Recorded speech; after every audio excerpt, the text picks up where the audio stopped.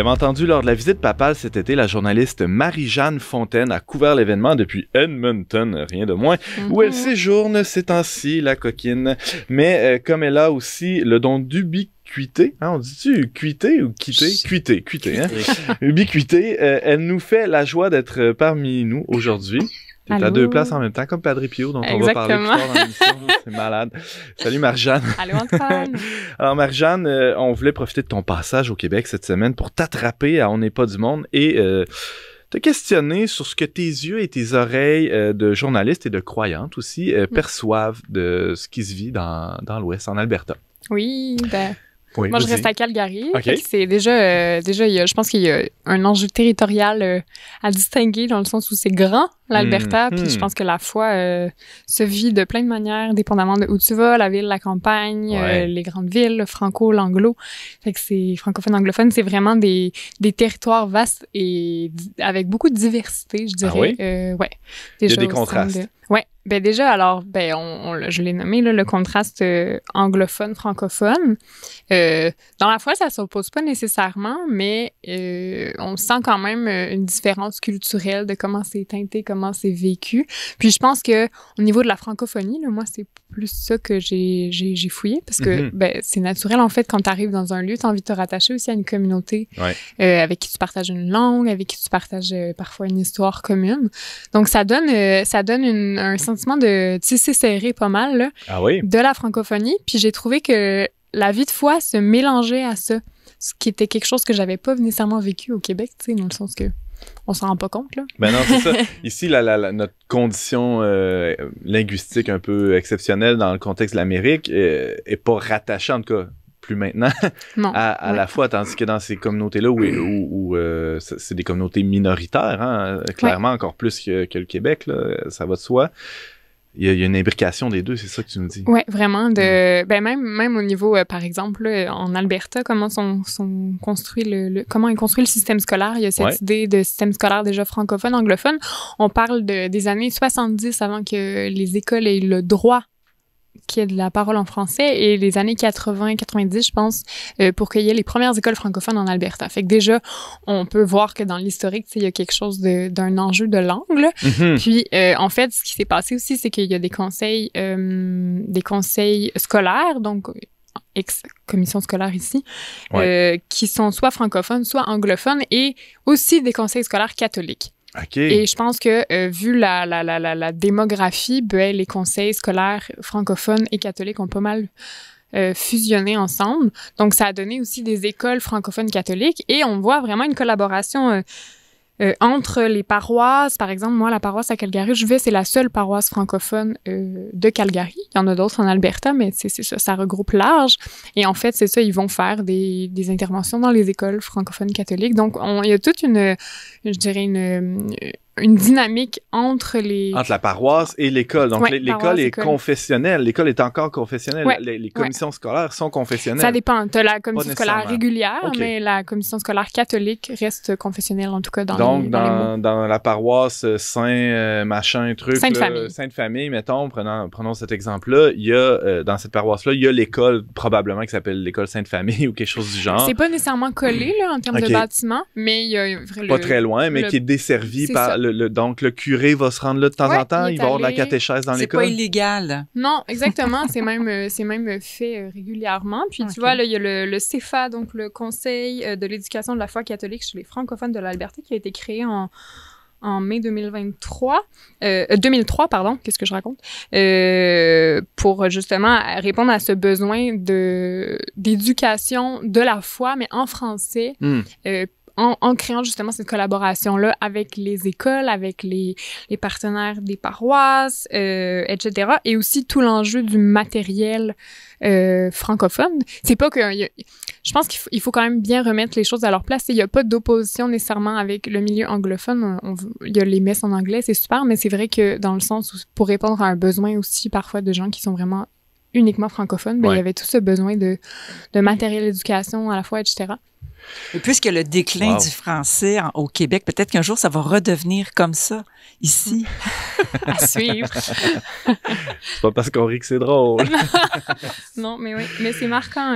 C'est vraiment marquant. Puis en même temps, en fait, moi, ça m'a marqué parce que justement, j'ai vu cette solidarité puis ce désir d'être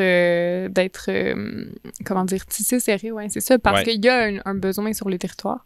Marie-Jeanne Fontaine, tu nous parles de ton expérience de franco-albertaine d'adoption, on peut dire. Raconte-nous là, des lieux que tu as visités. Là. Comment ça se vit sur le terrain, la foi en Alberta? Est-ce que tu as visité des paroisses anglophones aussi ou seulement francophones? Oui, alors à Calgary, où est-ce que je reste, donc il y a aussi la paroisse anglophone, qui s'appelle Saint-François-Xavier, Saint Francis Xavier, je pense en anglais. Mon anglais est pas bon. Ça va venir, ça mon va accent, venir. en tout cas, ouais.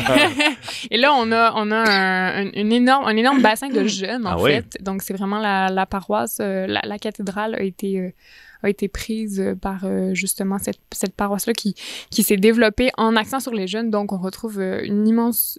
Le gros bassin de la population jeune est là, en tout cas pour Calgary. Mais donc, c'est aussi des enjeux de dire, donc il y a beaucoup de jeunes, beaucoup de familles, mais la messe est en anglais. Fait que c'est un choix, alors que de l'autre côté, il n'y a pas nécessairement de jeunes, mais la messe est en français. Fait qu'il y a il y a une diversité dans le paysage. Donc, faut un peu se faire le tour pour voir qu'est-ce qu'on veut magasiner. Puis en même temps, il y a aussi, en fait, c'est ça qui est intéressant. Il y a aussi tout le volet donc francophone, anglophone, mais il y a aussi, par exemple, des paroisses autochtones. Moi, j'ai eu la chance d'aller, donc tu parlais tantôt de la couverture durant l'événement du pape, la venue du pape. Il y a des paroisses aussi avec les communautés autochtones. Je pense à Sacred Heart Church à Edmonton, où le pape est allé, qui avait une vie de foi, de paroisse. T'as visité cette paroisse-là? Ouais, c'est là où il a fait pas les vibes, mais une célébration de la parole, je pense. Ça, c'était Lac-Sainte-Anne, célébration de la parole. Ouais, donc qui est aussi un autre lieu de pèlerinage cette fois-ci. Donc, on voit que la foi est présente, les lieux de foi sont présents. J'avais tout le temps écouté aussi j'ai reçu le témoignage de Claudiane, là, qui est une mère de famille qui vit à Saint-Paul, à 2 heures d'Edmonton, au nord-est, puis qui disait justement des villages, par exemple, comme Saint-Paul, dans son cas, qui sont francophones, qui ont été façonnés par les personnes qui sont venues, les prêtres catholiques qui sont venus les fonder. Ah ouais. Et donc, ça donne au paysage, évidemment, une couleur, mais ça crée aussi une vie de foi comment dire, tu sais, social, en fait. Tout le monde va à la messe, mais après ça, si tu veux nourrir ta foi, etc., autrement, là, c'est un autre défi d'aller justement chercher du jus, là. Marie-Jeanne, tu parlais tantôt de la paroisse Sainte-Famille. Qu'est-ce qu'il y a de particulier à cette paroisse-là? Sainte-Famille. Ben justement, la francophonie étant pas si grosse que ça, déjà, je dirais la première chose qui nous a marqué, je suis là avec mon conjoint, puis à écouter d'autres personnes aussi là, sur place, c'est encore une fois la diversité des cultures qui sont représentées. On est dans le monde francophone, fait que toute la francophonie a comme convergé dans ce lieu-là catholique. Donc des nouveaux arrivants qui viennent d'un peu partout dans le monde. Nouveaux arrivants qui viennent de certains pays d'Afrique. On a des expats français, des familles québécoises. Il y a Madame Marie-Thérèse qui fait le café depuis 30 ans, les Chevaliers de Colomb, les Dames de Notre-Dame. C'est une diversité, c'est bigarré en fait. Et le prêtre lui-même, qui est l'abbé Monseigneur Noël Farman, qui est en fait un prêtre chaldéen. Donc, c'est ça qui, lui, est venu parce que c'est, comme m'a dit une dame... s'il est chaldéen? Oui, irakien. Ah ouais? Okay. Irakien. Puis une personne à la fin de la messe me dit, mais tu sais, la francophonie, c'est petit, trouver un prêtre francophone à Calgary qui va tenir la paroisse. Puis c'est ça. Puis dans le fond, ça a créé ce besoin-là. Lui, il a répondu à ce besoin. Puis en même temps, c'est magnifique. Ça donne une... C'est ça, ça fait voir l'Église universellement. Ben oui, avec comme point de contact ou point commun la langue. Ouais, la langue. Ça fait quand même... Et la foi profonde. Moi, j'ai une question très profonde. Est-ce qu'il y a des messes western? Oui, il y en a. Sur l'autoroute. Il y en a-tu? Oui, c'est sûr. Il y a Ça se des fait à Miss Western. cheval ou... Je sais pas, je suis pas allée, mais tu sais que c'est une expérience à vivre. Je vais faire une chronique là-dessus. Mais entre Edmonton et Calgary, la route, on avait vu Miss Western là, affichée en gros comme ça. Fait que je pense que certainement ça existe. Puis dans les campagnes aussi, là, c'est vraiment pas les mêmes dynamiques. Je pense qu'il faut le souligner. C'est un peu le même phénomène qu'au Québec, tu sais, les phénomènes de grandes villes. Ça attire, c'est à la fois parfois plus dynamique. Pas nécessairement la foi des gens, mais la nourriture qui est proposée est plus dynamique. Puis dans les campagnes, on est dans une toute autre réalité aussi, là. C'est aussi, je pense qu'on peut parler de plus largement que foi catholique, là. Il y a quand même beaucoup de présence protestante, mormons, etc. Là, est-ce qu'il y a des rapports entre ces communautés-là? Est-ce que les catholiques, tu sais pas, me fait des grimaces. Ça fait pas assez longtemps qu'elle est C'est ça. Moi, je baigne dans la nouveauté aussi. Elle n'a de yeux que pour son copain. C'est à peu près ça, quand même. Et mon Dieu. Il ne reste pas... mon Dieu. Oui, ton copain est ton Dieu. Non, pas. Ou l'inverse plutôt. Marie-Jeanne Fontaine, tu nous parles de la foi telle qu'elle est vécue dans l'Ouest canadien, plus précisément en Alberta. Je pense que tu as recueilli des témoignages de gens autour de toi qui vivent, justement, toi, ton expérience est plutôt récente là-bas. Comment ces gens-là racontent là, comment ils vivent leur vie en communauté ou... Je parlais avec une personne de ma paroisse qui justement est une personne qui a immigré là, au Canada il y a quelques années puis ensuite qui s'est déplacée en Alberta, qui me disait quand même en fait l'Alberta c'est une terre où il y a des gens qui sont là depuis longtemps, mais c'est aussi vraiment une terre d'immigration. C'est très fort le phénomène d'immigration. Puis il disait justement, quand tu pars de chez toi, juste le fait de te déplacer comme ça, de te retrouver dans un milieu d'où tu ne viens pas à la base, c'est comme ça te retourne vers l'intérieur, ça te retourne vers Dieu. En tout cas, lui, c'était son témoignage. Puis il dit, ça te donne vraiment un regard sur ta foi qui s'ouvre différemment. Puis je pense que c'est peut-être aussi cette recherche-là d'être accueilli, finalement, qui va venir aussi susciter le désir de... Tu sais, c'est... Arriver dans une paroisse, c'est toujours une valeur à peu près sûre, dans le sens que tu peux te pointer là sans avoir demandé à personne. Puis, puis est-ce que tu vas être accueilli à voir? Mais là, c'est vraiment quelque chose que lui avait dit avoir vécu, puis qui se sentait. Puis, comme je vous partageais tout à l'heure, là, le témoignage de Claudiane Ellis, qui est une personne qui est née en Alberta, donc de Saint-Paul, village perdu au fond des campagnes dans le coin d'Edmonton, assez francophone, puis qui redisait aussi, en fait, c'est intéressant parce que, oui, c'est quelque chose qui est social, tout le monde va à la messe, après, si tu veux agrandir ta vie de foi, tout ça, ça va être parfois, il va falloir plus s'impliquer, plus y aller par soi-même. Mais à nommer aussi, je trouvais ça intéressant qu'il n'y avait pas vraiment vécu la Révolution tranquille. Donc, la transmission de la foi, c'était fait sans interruption brusque. Puis ça, je trouvais que c'était un enjeu qui était intéressant aussi. Ils sont encore dans la grande noirceur. C'est pas possible. J'y ai pas demandé sur ça, mais... Marie-Jeanne, je suis un peu déçue que tu ne te sois pas pointée avec justement un chapeau de la prochaine des fois. Le stampede.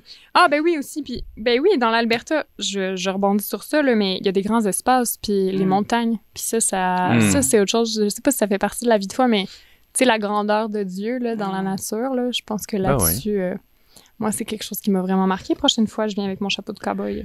Tu parles de l'Église qui est vécue dans les paroisses anglo, franco, etc. Il nous reste une petite minute là, pour parler des périphéries. Est-ce que l'Église y est aussi? Tu as parlé de Sacred Heart, hein, qui est un très bon exemple. Est-ce qu'il y en a d'autres? Oui, ben des organismes rattachés au diocèse, par exemple. Je pense à Elizabeth House, qui est un projet diocésain dans l'accueil des mères seules. Il y a le CCO, Catholic Christian Outreach. Donc ça, c'est à travers le Canada, mais qui est très fort au niveau des campus universitaires en Alberta? Que j'ai vu là, cool. Edmonton et surtout à Calgary. C'est de l'évangélisation dans les milieux étudiants. Exactement. Donc aumônerie, je pense en français, on dirait, là, mais donc vraiment étudiante. Magnifique rayonnement. Il y a des organismes comme l'Arche, des choses comme ça qui proposent des soirées de prière. Donc voilà, c'est vraiment quand même, il y a une vie de périphérie aussi. Puis je pense qu'on peut dire que même si elle est peut-être diversifiée et diffuse parce que très grand territoire, elle est bien présente la fois en Alberta. Marie-Jeanne Fontaine, c'était passionnant et trop bref malheureusement, mais on peut poursuivre la réflexion en te lisant. Là, tu écris régulièrement pour nous, ça se peut même que tu nous pondes un petit texte là-dessus. Hein? C'est pas impossible. Alors on peut te suivre sur leverbe.com.